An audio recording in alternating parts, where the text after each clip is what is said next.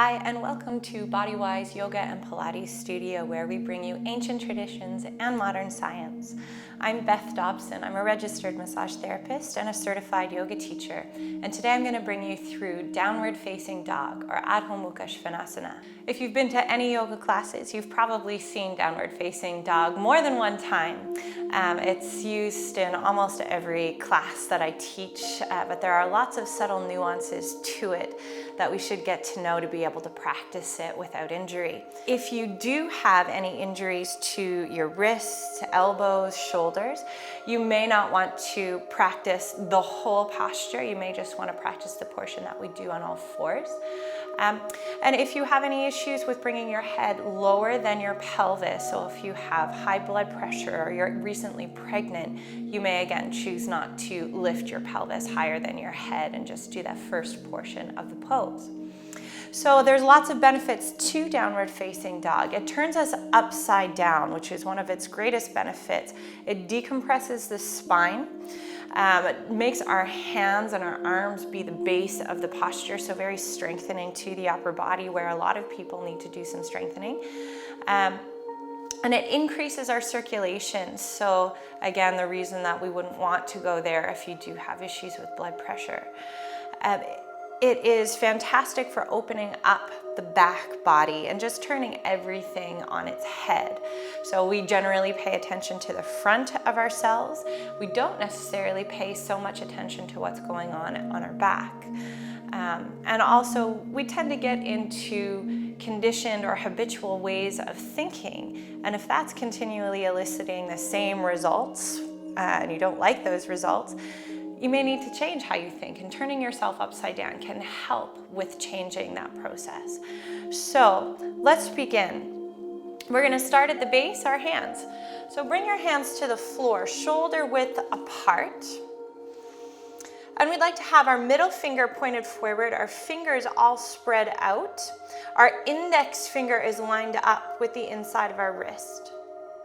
So press that down with the most strength, then press down the rest of the knuckles around the palm with a little less strength. Then press down all of the fingerprints with a little less strength. So when all of those things happen, we should start to feel that the arch of the palm starts to lift up. And this arch of the palm is very much related to how the shoulder sits on the back body. So finally on the hand, try and feel that the pinky finger reaches forward.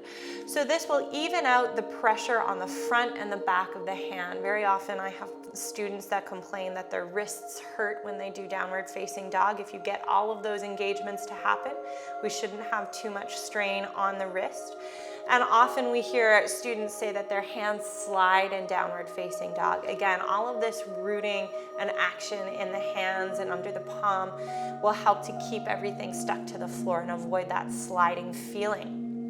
So continuing up the body through the arm, we'd like to turn our elbow creases to point forward. This again slides the shoulder blades onto the back and down towards our pelvis, creating some space between our ears and our shoulders.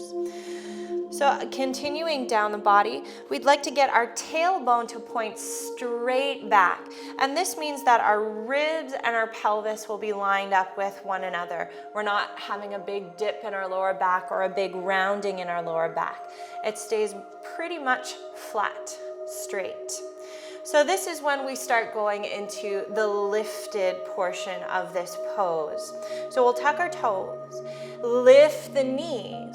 Now start to send the hips up and back. Your head will come down in between the upper arm bones, and we'll look back between the thighs or even towards the navel.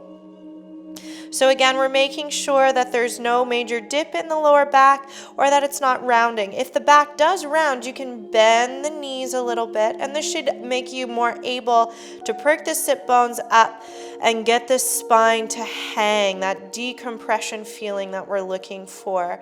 Our chest is relaxing down and back towards the legs. So continuing down the body, our thighs should have a sense of internal rotation. This creates some space in between the hip bones so that all of the nerves at the end of the spine can flow freely. When we're here, we have the opportunity to bend our knees and just check and see if the knees and the toes are in line with each other. If the knees start to knock inward, that means we need to put a little bit more effort into pressing the outer sides of the shins outward. So if we imagine an elastic band around our shins and we're trying to pull that elastic taut, we'll get that engagement we need so that if we bend our knees again, we see that the knees and the toes are in line with each other. So here we try and press those outer heels down towards the floor. Our big toe mounds are rooted down onto the floor. It doesn't matter if the heels touch the earth. It's more important to have that long, decompressed, straight spine than it is to get the heels down. So staying here, try and breathe smoothly. When we exhale, we should feel that the low belly is drawing a little towards the spine, and with the help of gravity, it's drawing towards the ribs. So you can stay in downward facing dog for anywhere from 5 to 25 breaths. And we can exhale and bring our knees down to the floor. It's great to take a moment in child's pose when you come out of downward dog, especially if you've been there for a little while. You are upside down, so you want your circulation to get back to normal before you come completely upright. At first, downward facing dog may be a really challenging pose for you if you have tension in the shoulders or weakness somewhere in the core and the pelvis.